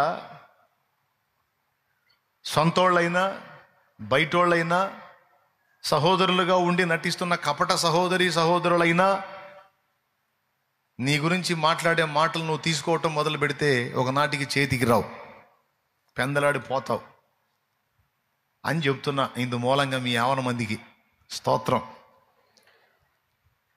మా గురించి అట్లా అనుకునే వాళ్ళు ఎవరు లేరులే అని మీరంటే నాకు ఇబ్బంది ఏం లేదు. ఒకవేళ ఉంటే భవిష్యత్తులో ఎదురైతే మీరు ఎలా ఉండాలో ఒక పాయింట్ చెప్పాలనిపించింది, చెప్తున్నా. అది కూడా నీవు ఆశీర్వదించబడుతున్న కొలది ఈ దాడులు ఎక్కువ అవుతాయి. దేవుడు నీకు తోడై ఉండి నిన్ను వర్ధిల్ల చేసే కొలది ఈ దాడులు, ఇతరులు నిన్ను చూసి అసూయతో రగిలిపోయి నీ మీద ఇలాంటి కుట్రలు చేసే అవకాశం ఉంటుంది. ఇది మోషేకే తప్పలా. కాబట్టి ఫస్ట్ పాయింట్ చెప్తున్నాను, దేవుని మాటనే పట్టించుకో, జనుల మాటలు నీవు లక్ష్య పెట్టాల్సిన అవసరము లేదు. దేవునికి స్తోత్రం కలుగును గాక. ఎందుకంటే అన్ని బ్యాలెన్సులు దేవుడు చెప్తాడు. దేవుడు చెప్పినట్టు నువ్వు నేను మనం కంట్రోల్ కాగలిగితే మిగతా వ్యవహారాలు దేవుడు చూసుకుంటాడు. ఇప్పుడు మీరు చెప్పండి, మోషేని మధ్యలో పెడదాం. సొంత ఫ్యామిలీ మెంబర్స్ ఏమనుకున్నారు, దేవుడు ఏమనుకుంటున్నాడు మోషే గురించి చూడండి. ఇద్దరు అభిప్రాయం ఒకే విధంగా ఉందా, ఆపోజిట్లో ఉందా? నోరు తెరిచి చెప్పండి. మీరు ఉపవాసం ఉన్నారని నాకు తెలుసు, నోరు తెరిచి చెప్పండి. వ్యతిరేకంగా ఉన్నాయి. దేవుడే అంటాడు భూమి మీద అలాంటి వాడు లేడురా బాబు అంటాడు. వీళ్ళు అంటారు ఏందాయన గొప్ప అంటారు. వీళ్ళు పోయి ఆమెను చేసుకున్నాడు, ఆయన ఎవరినో చేసుకున్నాడు. వీళ్ళకి ఎందుకు కేసు రాస్తే దేవుడు రాయాలి? వీళ్ళేం దేవుడి స్థానంలో ఉన్నారా? తీసుకుంటారు కొంతమంది. ఆయన అట్ట చేయటం ఏంది, ఈయన ఇట్ట చేయటం ఏంది, అసలు అది కరెక్ట్ కాదు, ఇది కరెక్ట్ కాదు. ఆయన కొలత ఎక్కడా, వీళ్ళ కొలత ఎక్కడా? కొంతమంది వ్యవహారం అంతే ఉంటుంది. ఆ మోషే ఒక్కడి మీద ఉంచిన అభిషేకం పాలు పంచితే 70 మంది మీదకి వచ్చింది. అది ఒక భాగం పాలు పంచితే 70 మంది మీదకి వచ్చిందండి. 70 మంది మీద ఉన్న ఆత్మ ఒకడి మీదే ఉంది, మోషే మీద. మోషేకి ఇచ్చిన బలం ఎక్కడా, మోషేకి ఇచ్చిన ఆత్మ ఎక్కడా, మోషేకి ఇచ్చిన అభిషేకం ఎక్కడా? ఆయనను తప్పు పట్టడానికి ట్రై చేసే ఇశ్రాయేల్ ఎక్కడా, అహరోను మిరియాములు ఎక్కడా, కొరహు దాతాను అభిరాములు ఎక్కడా? ఎప్పటికైనా ఈక్వల్ కాగలుగుతారా? దేవుడు సిద్ధపరిచి, దేవుడు అభిషేకించి, దేవుడు ఆత్మనిచ్చి, దేవుడు ఏర్పరచుకున్న పాత్రలతో ఎప్పటికీ ఈక్వల్ కారు. కాబట్టి ఈ మాట్లాడే వాళ్ళు ఆత్మీయులైతే వాళ్ళకి సిగ్గు బుద్ధి ఉండాలి. ఏం సిగ్గు ఉండాలి, ఏం బుద్ధి ఉండాలంటే, మోషే మనోడని మాట్లాడుతున్నావురా, కానీ మోషే దేవుడు ఏర్పరచుకున్న పాత్ర. ఒకవేళ దేవుడు మోషేకి అనుకూలంగా ఉంటే, మనం మోషేకి రివర్స్ అయితే మోషేకి ఏం కాదు, మన పళ్ళే రాలుతాయన్న సిగ్గు వాళ్ళకు ఉండాల. పిచ్చివాగుడు మనం వాగితే దేవుని చేత మనం తన్నులు తిని భ్రష్టు పట్టే అవకాశం ఉంది. మనకి ఎందుకు వచ్చిన గొడవ అనే భయం ఉండాలి. ఆ భయం లేక బరి తెగించారు, దేవుని కోపానికి గురయ్యారు. మిరియామును మొత్తాడు, అహరోన్ మీదికి రాబోయేసరికి మోషే అడ్డుపడ్డాడు. అంటే అసలు మూలం మిరియాం అన్నమాట. అందుకే ముందు మిరియాంకి వచ్చింది స్తోత్రం, తర్వాత అహరోను మీదికి రాబోయే. అంటే చూడండి, దేవుడేమనుకుంటున్నాడు? మోషేని దేవుడు నెగిటివ్గా అనుకున్నాడా? కంప్లైంట్ చేస్తే ఎవరు చేయాలి? కేసు రాస్తే ఎవరు రాయాలి? దేవుడు రాయాలి. అవునా? ఇశ్రాయేలు సర్వ సమాజము ఆఖరికి వేళ్ల మీద కూడా నియమించబడింది మోషే మీద దేవుడు. ఏదైనా వ్యాజ్యం ఉంటే దేవుడు మోషే దేవుడు తేల్చుకోవాలి తప్ప వీళ్ళు కేసు రాయకూడదు. కానీ దేవుడి స్థానాన్ని వీళ్ళు తీసుకున్నారు. అందుకే దేవుడు కౌన్సిలింగ్ చేయాల్సి వచ్చింది వాళ్ళకి. రండి మాట్లాడుకుందాం రండి. నేను నా ప్లేస్ మీరు తీసుకున్నారు ఏంది? మోషే పెళ్లి చేసుకుంటే ఫీల్ అవ్వాల్సింది నేను, మీరేంది అంత ఫీల్ అయ్యారు ఏంది? అయినా అది వంక పెట్టి ఇంకో దాన్ని వేస్తున్నారు ఏంది? కౌంటరు చూపించిన వంకేమో అది, వేసే కౌంటర్ ఇంకొకటే. వాళ్ళకంటే అర్థం కాల, నాకు అర్థం కాదా? మీరు పెదాలతో ఏం మాట్లాడుతున్నారు? మీ కడుపులో ఏ ఉద్దేశాలు కలిగి ఉన్నారో నాకు తెలియదా? నేను ఎంత తిక్కలున్నా? రండి మాట్లాడదాం రండి. అసలు మీ సంగతి ఏందో, ఆయన సంగతి, మొత్తం సంగతి తెలుస్తారని పిలిచాడు. ఎందుకు వచ్చిన గొడవ? అనవసరంగా కదిలించుకోవటమే కదా. దేవునికి స్తోత్రం కలుగును గాక. హల్లెలూయా. ఎంతమందికి అర్థమైంది? ఏమర్థమైంది? అదే ఇప్పుడు నువ్వు చెప్పింది అర్థమైంది. చాలా సంతోషం. నంబర్ 1లో ఏం దృష్టిలో పెట్టుకోమని చెప్పాను నేను? దేవుడు ఏమనుకొనుచున్నాడో, దేవుడు ఏమంటున్నాడో, ఏమనుకొనుచున్నాడో అనేదే తీసుకోవాలి. దేవునికి స్తోత్రం. అర్థమైందా?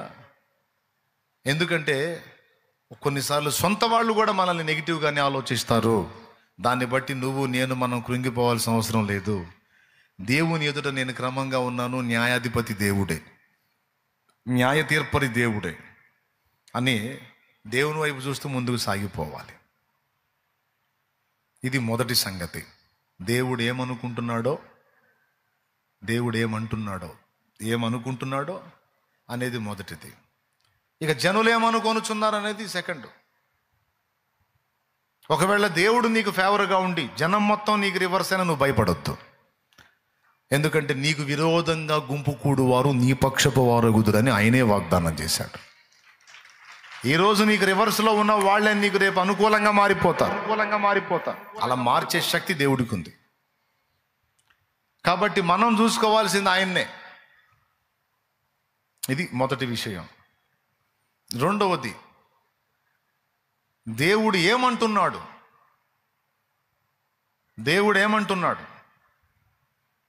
ముందేం చెప్పుకున్నాం? దేవుడు ఏమనుకొనుచున్నాడు, జనులేమనుకొనుచున్నారు. రెండు విడదీసి మాట్లాడాం, అయిపోయింది. ఇప్పుడు దేవుడు ఏమంటున్నాడు, దీన్ని గురించి ప్రజలేమంటున్నారు, నా మనసు ఏమంటుంది అనేది కూడా పరిగణలో తీసుకోవాలి. కొన్నిసార్లు దేవుడు మనతో మాట్లాడుతుంటాడు.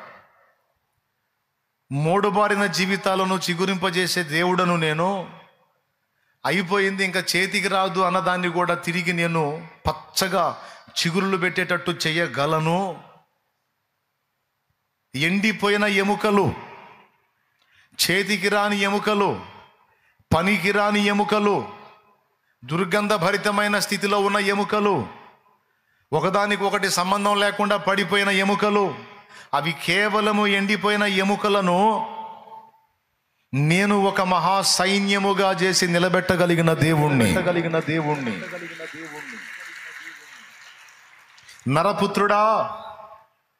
నరపుత్రుడా యెహెజ్కేలు గ్రంథము 37వ అధ్యాయము 1వ వచనం నుంచి, నేను యెహోవా హస్తము నా మీదికి వచ్చింది, నేను ఆత్మవశుడనై ఉండగా యెహోవా ఎముకలు గల ఒక లోయలోనికి, ఎముకలతో నిండి ఉన్న ఒక లోయలోనికి నన్ను దింపెను. ఆయన వాటి మధ్య నన్ను ఇటు అటు నడిపించుచుండగా ఎముకలు అనేకములు ఆ లోయలో కనబడినవి కేవలము ఎండిపోయినవి. 3వ వచనం ఆయన అంటున్నాడు, నరపుత్రుడా, ఎండిపోయిన ఈ ఎముకలు బ్రతుకగలవా అని నన్ను అడుగగా, ప్రభువా యెహోవా అది నీకే తెలియనని నేను అంటిని. అందుకు ఆయన ప్రవచనం ఎత్తి, ఎండిపోయిన ఈ ఎముకలతో ఇట్లనుము, ఎండిపోయిన ఎముకలారా యెహోవా మాట ఆలకించుడి. ఈ ఎముకలకు ప్రభు అయిన యెహోవా సెలవిచ్చినదేమనగా, మీరు బ్రతుకున్నట్లు నేను మీలోనికి జీవాత్మను రప్పించుచున్నాను అని ఇంకా కొన్ని సంగతులు చెప్పి ప్రవచించమంటాడు. యెహెజ్కేలు అలాగూ ప్రవచించినప్పుడు ఆ ఎండిపోయిన ఎముకల మీదికి మాంసం వచ్చిద్ది, నరాలు అల్లబడతాయి, అవన్నీ సమకూర్చబడతాయి, క్రమంగా పేర్చబడతాయి. వాటి మీద మాంసం పొదగబడిద్ది, చర్మం కప్పబడిద్ది, నరములు అల్లబడతాయి, టోటల్ అన్నీ ఏర్పడతాయి. వాటికి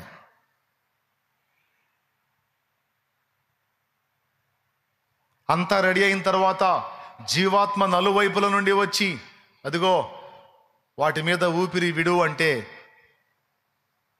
జీవాత్మ నలువైపుల నుండి వచ్చి వాటి మీదికి వచ్చినప్పుడు ఆ ఎండిపోయిన ఎముకలు వ్యక్తులై మహా సైన్యమై ఆయన సముఖంలో నిలబడతారు.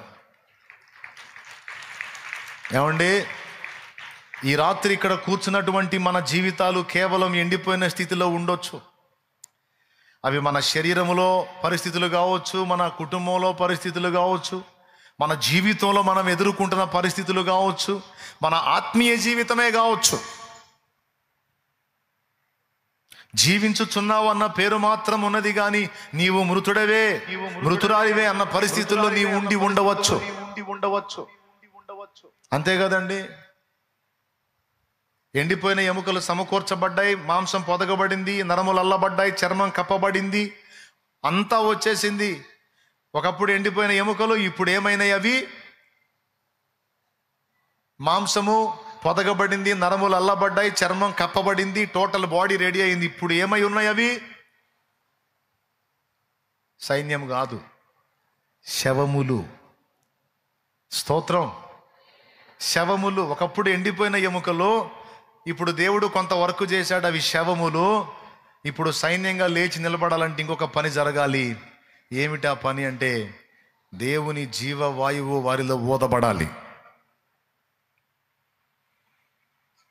కేవలం ఎండిపోయినటువంటి పరిస్థితుల్లో ఉన్న నీ జీవితము, నా జీవితము, మన జీవితం, అది భౌతికమైందైనా ఆత్మీయమైందైనా, భౌతిక స్థితిలోనైనా ఆత్మీయ స్థితిలోనైనా, మనం ఉన్న ఎండిపోయిన అనుభవాల్లో నుంచి ఆయన విడిపించి మనల్ని సజీవ సైన్యముగా నిలబెట్టగలను అంటున్నాడు ఆయన. కానీ ఆ ఎముకలను చూపించి మనుషుల్ని నువ్వు అడుగు, మనుషులారా ఇవేమిటి అంటే ఎండిపోయిన ఎముకలు అంటారు. ఈ ఎండిపోయిన ఎముకలు సైన్యం అవుతాయా అంటే పగలబడి నవ్వుతారు. నవ్వుతారా? ఎందుకు కావు, అవుతాయి అంటారా? మీరేమంటారు చెప్పండి? పగలబడి నవ్వుతారు. ఎండిపోయిన ఎముకలు సజీవ సైన్యం ఎలా అవుతాయిరా? ఒకప్పుడు అలాగ అయితే అయి ఉండొచ్చు, ఒకప్పుడు అలా ఉంటే ఉండొచ్చు. ఇవి ఇప్పుడు చచ్చిపోయి శరీరము, మాంసము, నరములు సమస్తం కోల్పోయి అక్కడ ఒక ఎముక, కాలు ఎముక, చెయ్యి ఎముక, పుర్రె అన్నీ చల్లా చెదురైపోయింది. ఎట్టి పరిస్థితుల్లో ఇది ఒక వ్యక్తిగా మార్పు చెందటం అసంభవం అంటారు. జనులారా మీరేమంటారు అంటే వాళ్ళు అదే అంటారు. ఈరోజు నీ స్థితిని చూసి కొంతమంది అలాగ అంటుండొచ్చు. ఇంకా చెప్పాలంటే నీకు నువ్వు కూడా అలా అనుకుంటుండొచ్చు, నేను అలా అనుకుంటుండొచ్చు. మనకు అలవాటే. కొంచెం తేడా రాగానే అయిపోయింది అనుకోవటానికి ముందు రెడీ నెంబర్ 1గా ఉంటాం మనం. మన బతుకులన్నీ ఇయే. కొంచెం తేడా వస్తే చాలు ఇక ఎక్కడికో ఆలోచనలు చేస్తాం. కొద్దిగా బాడీలో చిన్నపాటి మార్పులు వస్తే చాలు ఇక పెట్టా పరదేశులమో ప్రియులారా మన పురమిదిగా దేవుడు అని పాటకాడికి వెళ్ళిపోతాం. కొద్దిగా రిపోర్ట్ తేడా వస్తేనే చాలు ఇక అవుట్. దరిద్ర కొట్టి ఆలోచనలు చేసుకోవటానికి మనకి ఎప్పుడు మైండ్ అనుకూలంగా ఉంటుంది. ఏం చేద్దాం, ఈ శరీరంలోనే ఉంది మెదడు కూడా. స్తోత్రం. ఎప్పుడు విశ్వాసాన్ని బట్టి ఆలోచిస్తే, ఎప్పుడు అవిశ్వాసాన్ని బట్టి ఆలోచించటమే. మనుషులు ఏమంటారు? ఎండిపోయిన ఎముకలను చూపిస్తే అవి ఎట్లా బతుకుతాయి, అసంభవం అంటారు. ఎండిపోయిన ఎముకలను అడుగుదాం. ఎండిపోయిన ఎముక నువ్వేమనుకుంటున్నావు అంటే, నేను కనపడట్లేదంటారా, నా అవతారం కనపడట్లా, ముందే ఎండిపోయిందని. ఇంకా ఏందో అయ్యేదేంది, అయ్యిందంతా అయిపోయింది, అయిపోయి ఎట్ట అయిపోయా. స్తోత్రం. హల్లెలూయా. పెద్దగా చెప్పండి. మనుషులు అనుకున్న అదే, మనం అనుకున్న అదే. ఎంతమంది ఒప్పుకుంటారు? కానీ ఇప్పుడు దేవుడు అంటున్నాడు ఏమని అంటే, నేను మీ మీదికి మాంసము రప్పించెదను, మీకు నరములు అల్లేదను, మీ మీద చర్మము కప్పెదను, మీకు జీవాత్మను రప్పించి మీ మీద ఊపిరి విడవగా మీరు బ్రతుకుదురు అని ఆయన అంటున్నాడు.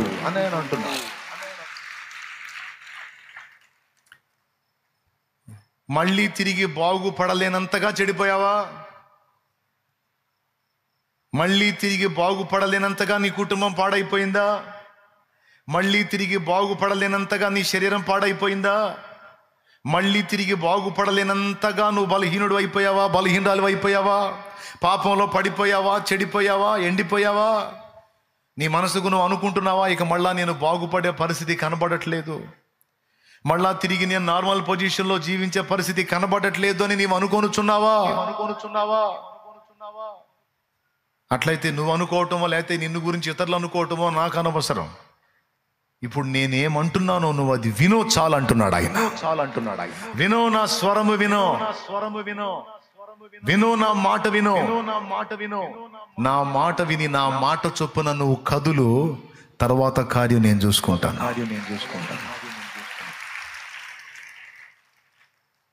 ఎండిపోయిన ఎముకలారా యెహోవా మీకు సెలవిస్తాడు, మీరు వినండి అంతే. ఎండిపోయిన ఎముకలారా యెహోవా మీకు సెలవిస్తాడు, మీరు వినండి అంతే. అంటే ఇప్పుడు నేను ఎముకలకి చెప్తున్నాను, మీకు చెప్తున్నానా? ఇప్పుడు ఆ ఎముకలు ఎవరు? మీరే కాదు, నేను కూడా. స్తోత్రం. అవును, ఒక్కొక్కరు ఒక్కొక్క విధంగా ఎండిపోయి ఉన్నాం. పాస్టర్లు కూడా, దైవజనులు కూడా. మీరు ఒప్పుకుంటారా ఒప్పుకోరా? ఎండిపోయిన ఎముకలు అంటే మేము కాదు నువ్వే అంటారా? ఏమో, ఎక్కడ ఎండిపోయావు నాకేం తెలుసు, నీకు తెలుసు, నీ పర్సనల్. నేను ఎక్కడ ఎండిపోయాను నాకు తెలుసు, నా పర్సనల్. నువ్వు ఎక్కడ ఎండిపోయావు నీకు తెలుసు. నేను చెబుతున్నా, భౌతికంగానైనా ఆత్మీయంగానైనా నువ్వు ఎండిపోయి ఉండొచ్చు, చల్లా చెదురైపోయి ఉండొచ్చు నీ జీవితం. అది నీ పరిధి దాటి ఉండొచ్చు, నీ చెయ్యి దాటి ఉండొచ్చు, నీ వారి చెయ్యి దాటి ఉండొచ్చు. నీవెన్నోసార్లు అనుకుంటుండొచ్చు, ఈ రాత్రి కూడా నువ్వు అనుకుంటుండొచ్చు, తిరిగిది బాగుపడునా, తిరిగిది కోలుకొనునా, తిరిగిది నార్మల్ అగునా అని నువ్వు అనుకుంటుండొచ్చు. ఓకే, ఖచ్చితంగా నువ్వు ఒకటే అనుకుంటావు, కాదు అని. నీతో కూడా ఉన్నవారు కూడా అంతే అంటుండొచ్చు, కాదు అని. నీ కుటుంబం కూడా అంటుండొచ్చు, ఇంకా లేదు అని. కానీ రాత్రి దేవుడు నీతో మాట్లాడుతున్నాడు. వారేమనుచున్నారో, నువ్వేమనుచున్నావో నాకు అనవసరం. ఇదిగో నేనంటున్నాను, ఎండిపోయిన ఎముకలను తిరిగి బ్రతికిస్తాను అని. ఏమనే ఎండిపోయిన ఎముకలని తిరిగి బ్రతికించగల వాడిని. ఇది మీరు నమ్ముతున్నారా? ఏందో చెప్పు.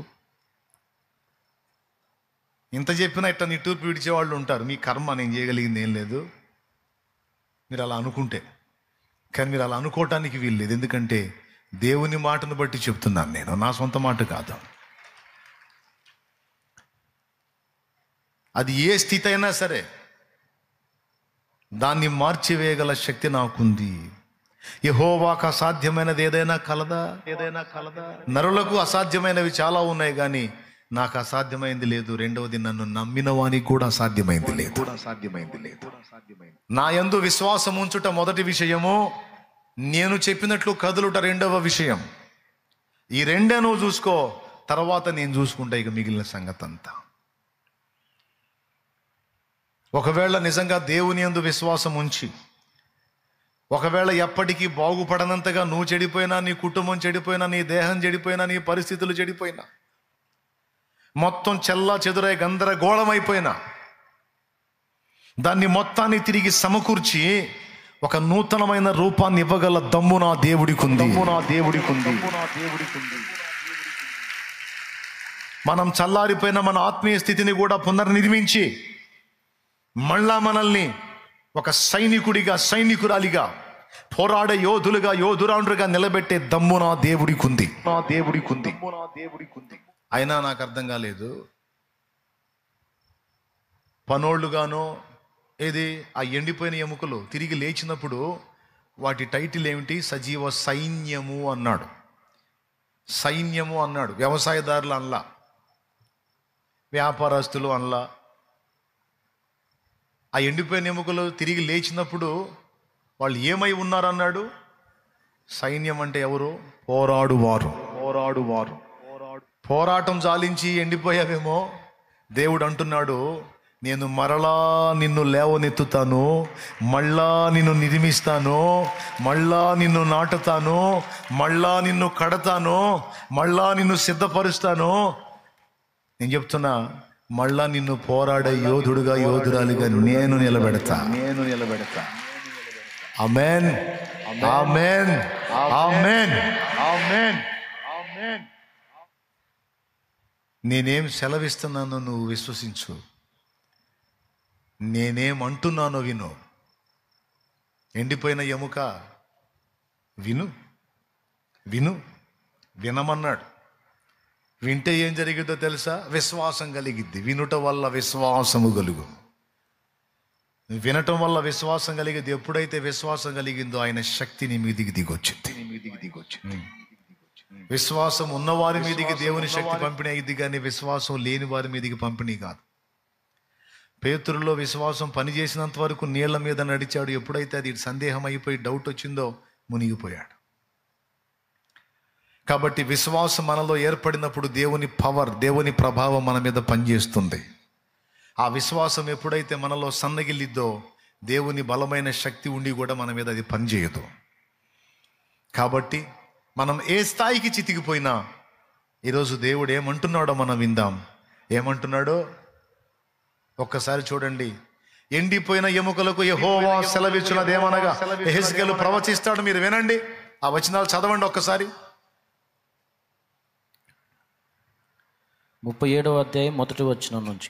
37 ఒకటి అవసరం లేదు నాయన, ముందు చెప్తాడు, తర్వాత ఆయన సెలవిచ్చినట్లు యెహెజ్కేలు ప్రవచిస్తాడు. ఆ ప్రవచించినప్పుడు ఏమని ప్రవచించాడో ఒకసారి చదువు అక్కడ. అందుకు ఆయన ప్రవచనం ఎత్తి, ఎండిపోయిన ఎముకలతో ఇట్లను, ఎండిపోయిన ఎముకలారా యెహోవా మాట ఆలకించుడి. చదువు నాయన ఇక 5వ వచనం నుంచి. ఈ ఎముకలకు ప్రభువైన యెహోవా సెలవిచ్చినదేమనగా, మీరు బ్రతుకున్నట్లు నేను మీలోనికి జీవాత్మను రప్పించుచున్నాను. చర్మము కప్పి మీకు నరములనిచ్చి మీ మీద మాంసము పొదిగి చర్మము మీ మీద కప్పెదను. మీలో జీవాత్మనుంచగా మీరు బ్రతుకుదురు. అప్పుడు నేను యెహోవానై ఉన్నానని మీరు తెలుసుకొందురు. ఆయన నాకిచ్చిన ఆజ్ఞ ప్రకారము నేను ప్రవచించుచుండగా. అద్దుగదుగదుగు ఎండిపోయిన ఎముకలారా యెహోవా మాట ఆలకించుడి. వినండి, వినండి, నేను చెప్తున్నాగా వినండి.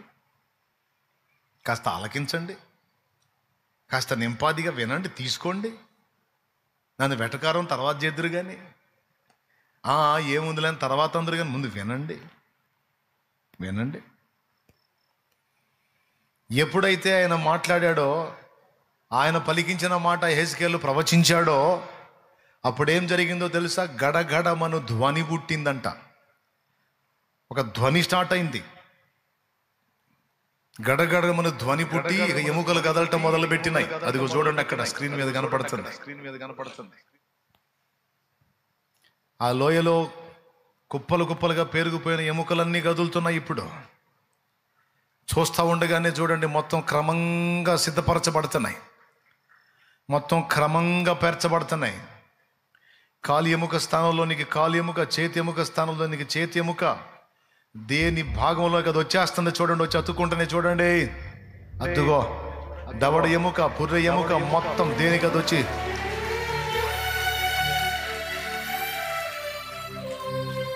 అదిగో మాంసం వచ్చేస్తుంది ఆ ఎముకల మీదికి. అదిగో నరములు అల్లబడుతున్నాయి ఆ ఎముకల మీద.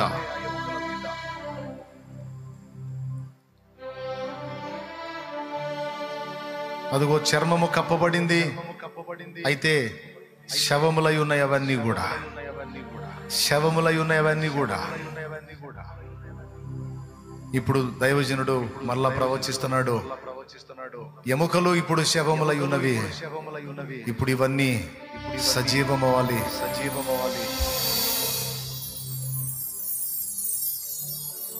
ఏమన్నాడు?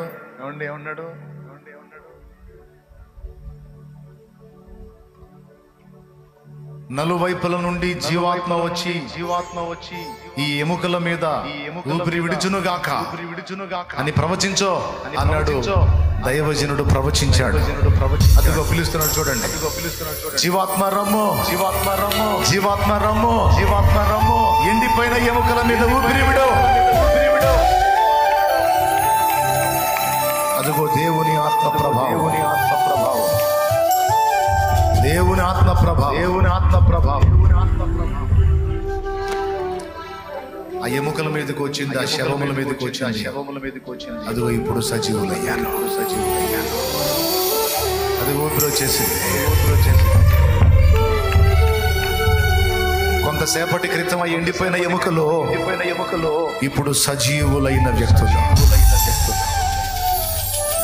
కొంతసేపటి క్రితం ఎండిపోయిన ఎముకలు ఇప్పుడు సజీవులైన వ్యక్తులు. అంతటితో అయిపోలా, అంతటితో చూడండి. శిరస్త్రాణాలు వస్తాయి, అన్ని వచ్చేస్తాయి.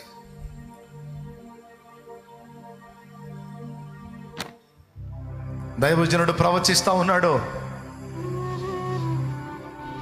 దైవజనుడు ప్రవచిస్తా ఉన్నాడు. ఇప్పుడు వారందరూ ఏమై ఉన్నారో చూడక్కడ. శిరస్త్రాణాలు ధరించి ఆయుధములు చేపట్టి వారందరూ కూడా సైన్యమైపోతారు. అదిగో చూడండి, వాళ్ళ వస్తువులన్నీ వచ్చేస్తున్నాయి చూడండి. ఇప్పుడు పోరాడే యోధులు నాడు ఎండిపోయిన ఎముకల,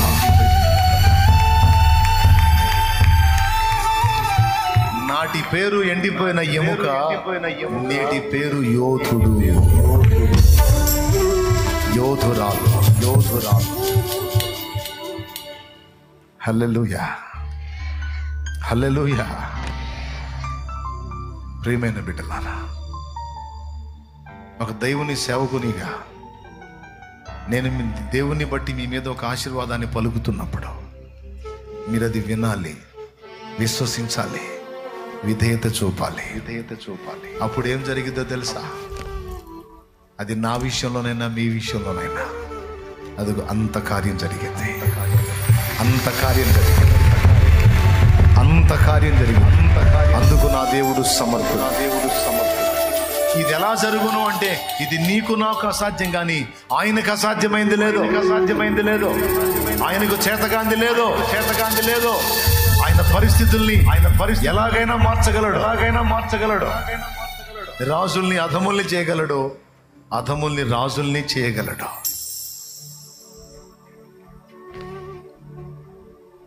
నీకేమర్థమైంది? దేవుడు ఏమంటున్నాడు? దేవుని సేవకుడు ఏమంటున్నాడు? మనుషులు ఏమనుకుంటున్నారు? నా వాళ్ళు ఏమంటున్నారు? నేనేమంటున్నాను? ఇవన్నీ తీసి ఈ రోజుతో పక్కన పెట్టేస్తా. ఇప్పటిదాకా నువ్వు అనుకున్నావు ఏదో చెత్త తీసేయి. ఇప్పటిదాకా నీ వాళ్ళు ఏదో అన్నారు విన్నావు, ఆ చెత్త తీసేయి. ఈ పరిస్థితులు మారవు, ఈ జీవితం మారదు, నీ ఆత్మీయ స్థితి మారదు, నీ బ్రతుకు మారదు, నీ ఆరోగ్య స్థితిగతులు మారవు, ఈ జీవితం ఇంతే అని ఏమేమి విన్నావో అవన్నీ తులిపేశాయి. ఇప్పుడు దేవుడు పలుకుతున్నాడు, విను. ఎండిపోయిన ఎముకలారా, నేను మిమ్మను క్రమపరుస్తాను, మీ మీద మాంసము పొదుగుతాను, నరములు అల్లుతాను, చర్మము కప్పుతాను, నా ఆత్మను మీ మీదికి పంపి మిమ్మల్ని మరలా బతికిస్తాను, మరలా బతికిస్తాను. ఇదంతా దేవుడు తన ఆత్మ ద్వారా జరిగించే కార్యం. ఇంత జరిగి కూడా దేవుని ఆత్మ ఊపిరి విడవక మునుపు అవి శవములు, ఇప్పుడు ఊపిరి విడిచిన తరువాత వారు సజీవులు, వారు సజీవులు. ఈ రాత్రి దేవుడు అంటున్నాడు, ఎండిపోయిన నీ ఆత్మీయ జీవితం మీద నేను నిన్ను మరలా సిద్ధపరిచి, నిన్ను మరలా రూపించి, నా పరిశుద్ధాత్మ అనే ఊపిరి నీ మీద మరలా విడుస్తాను. నా పరిశుద్ధాత్మ అనే ఊపిరి నీ మీద మరలా విడుస్తాను, మరలా విడుస్తాను. ఇక జాగ్రత్త పడు, ఇక జాగ్రత్త పడు, ఇక జాగ్రత్త పడు, ఇక సిద్ధపడు, ఇక సిద్ధపడు. నూతన శక్తి నీ మీద, నూతన శక్తి నీ మీద, నూతన బలము నీ మీదికి, నూతన ప్రభావం మరలా నీ మీదికి నేను పంపుతున్నాను. నేను స్వీకరించు, స్వీకరించు, విశ్వసించు, విశ్వసించు. భయపడవద్దు, కృంగిపోవద్దు, శత్రువుకి లొంగవద్దు. నేను ఉన్నానుగా.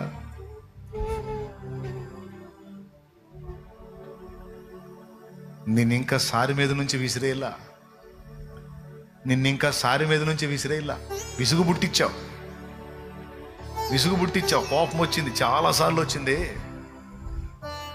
కానీ ఇంకా నిన్ను సారి మీద నుంచి విసిరేలా. అంత తొందరగా విసిరేస్తే ఇంకా నాకు నీకు తేడా ఏముంది? విసరను. నీకు మరలా నేను అవకాశం ఇస్తున్నాను. మరలా నిన్ను సిద్ధపరచడానికి మళ్ళా నా చేతులతో పని మొదలు పెడుతున్నాను. నేను అనుకున్న పాత్రగా నిన్ను రూపుదిద్దునట్లు నేను మరలా నీ మీద పని మొదలు పెడుతున్నాను. విధేయత చూపు. శ్రేష్టమైన పాత్రగా చూడాలనుకుంటున్నాను. నేను వాడుకోవటానికి అనువైన యోగ్యమైన పాత్రగా నిన్ను రూపించాలనుకుంటున్నాను. యజమాని వాడుకొనుటకు అర్హమైన పాత్రగా నీ ఉండినట్లు నిన్ను సిద్ధపరచ కోరుతున్నాను. నేనే అంటున్నాను నీతో ఈ మాట. ఇక సిద్ధపడు. గతం గతః, పోనీ గడిచిపోయినది పోనీ, అయిపోయింది. ఇక ఇప్పుడు మరలా క్రొత్తగా నీ ఆత్మీయ జీవితం ప్రారంభించు. మరలా నూతనంగా మొదలుపెట్టు.